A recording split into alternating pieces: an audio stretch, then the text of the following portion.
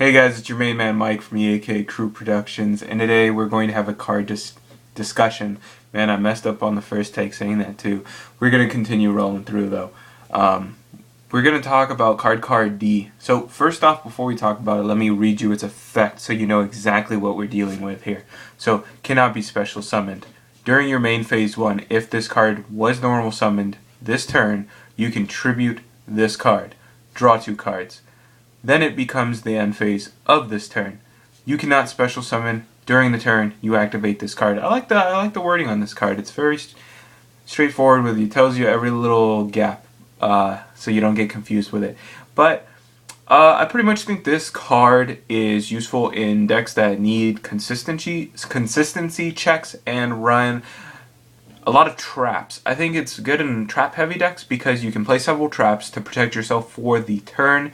You know, it sucks to get heavy stormed, but you can protect yourself for the turn and allow yourself to go +1 instead of summoning a monster, and then you just get to summon your monster and go banana hammocks the next turn. I think it's also good in decks where you can normal summon more than once. Maybe you're playing like a gadget deck and you have that double summon, so you summon a gadget, get your search ability, and then summon your Cardcar, and you know, you essentially go +2 with that. You know, of course you set some traps too, because gadgets nowadays are pretty much stun decks, so actually that sounds like the perfect deck to play this card in. Another deck people are playing this card in is Fire Fist because of Tensu. You can, you know, set a trap, set a Tensu, or not set a Tensu, but play your Tensu, use Tensu's effect to summon your bear, and then Cardcar and go +1 for the turn, have the trap for the back row, and have a monster on the field to protect your life points in case they try to do anything naughty. But overall, I think this card just helps with consistency.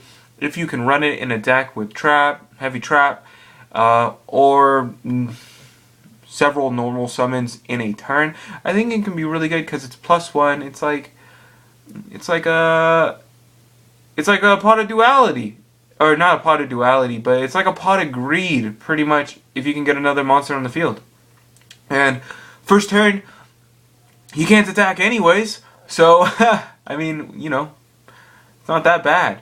But I think the card, obviously the card is a money card for a reason. And I feel like people overplay the card though too. Like they put it in decks that don't absolutely need the card. And when you do that, you kind of, it becomes a little dead. Because sometimes when you're in pressure situations and you top deck the Cardcar, it's like, okay, I guess I'll use its effect, I draw 2 cards, and ooh, I died next turn.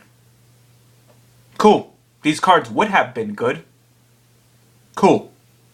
So, unless you can, you have to be, really the card has to be abusable in the deck, or I don't think the deck needs it.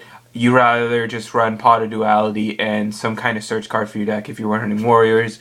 Run the reinforcements. Maybe play Upstarts if you need to. Lower Darkness. Like, there's cards out there that help you thin your deck without having to be Cardcar D, without having to take up your normal summon. But if you have a deck where it works, play it. I think this is good in Machinists as well, because you can dump it for Fortress, so it doesn't become a dead draw. And then it's cool first turn open play. So, anyways, that's your main man Mike from EAKCrewProductions. We're talking about Cardcar D. Subscribe. Have a nice day. Peace.